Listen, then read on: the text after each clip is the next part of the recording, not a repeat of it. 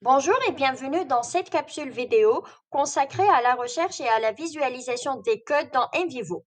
Que vous soyez débutant ou utilisateur intermédiaire, cette démonstration vous aidera à mieux exploiter NVivo pour organiser, analyser et interpréter vos données qualitatives.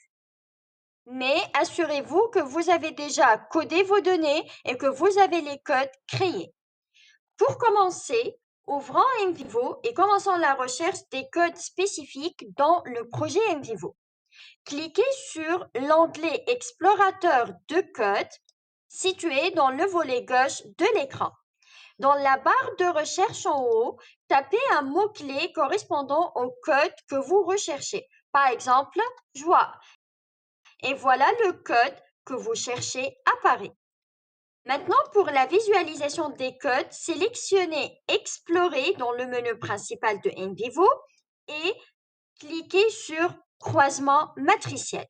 Le croisement matriciel, c'est en fait une fonctionnalité qui permet de comparer les données afin de voir comment ils coexistent dans les fichiers.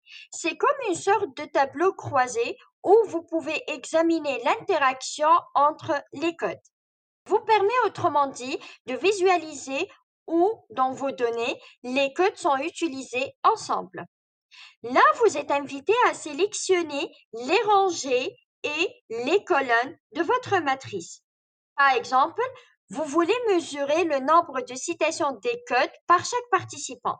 Donc, pour les rangées, je vais sélectionner les fichiers, c'est-à-dire les documents transcrits et importés dans NVivo. Donc, il suffit de sélectionner tous les fichiers et les glisser dans la case des rangées. Et pour les colonnes, je vais choisir les codes sentiment de présence, le réalisme de l'environnement virtuel et l'immersion. Je vais aussi choisir la dimension sociale et la découverte de nouveaux endroits. Donc, cela signifie que chaque colonne montre combien de fois un code a été mentionné dans un document spécifique. Ici, nous avons le choix de limiter la recherche aux fichiers et alias ou à des éléments et dossiers sélectionnés. La première option limite la recherche aux fichiers, c'est-à-dire les documents transcrits, et alias permet d'effectuer la recherche dans des éléments déjà codés par des alias, c'est-à-dire par des catégories ou groupes d'éléments.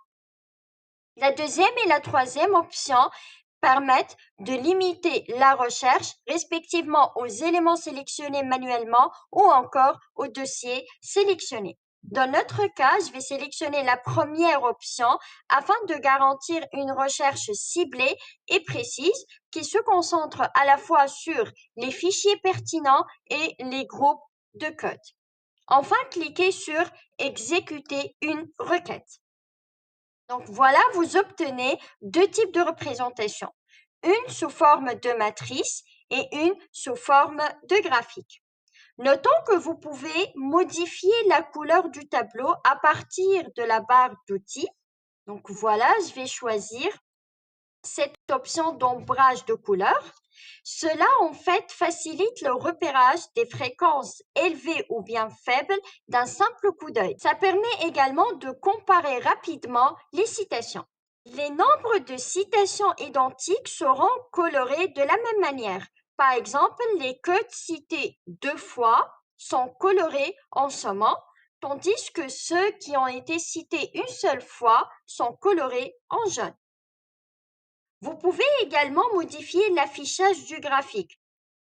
Par exemple, colonne 3D, colonne empilée 3D, colonne empilée à 100%, etc.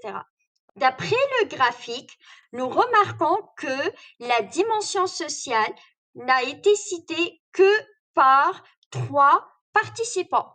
Nous pouvons également déduire que le deuxième participant accorde une grande importance au sentiment de présence par rapport aux autres participants. En résumé, nous avons exploré comment rechercher un code et utiliser le croisement matriciel pour analyser la répartition des codes dans nos fichiers. Cette analyse permet d'avoir une meilleure visualisation des tendances et d'approfondir l'interprétation des résultats. Donc voilà, c'est ainsi que vous pouvez exploiter le croisement matriciel dans NVivo pour enrichir votre analyse. Merci de votre attention.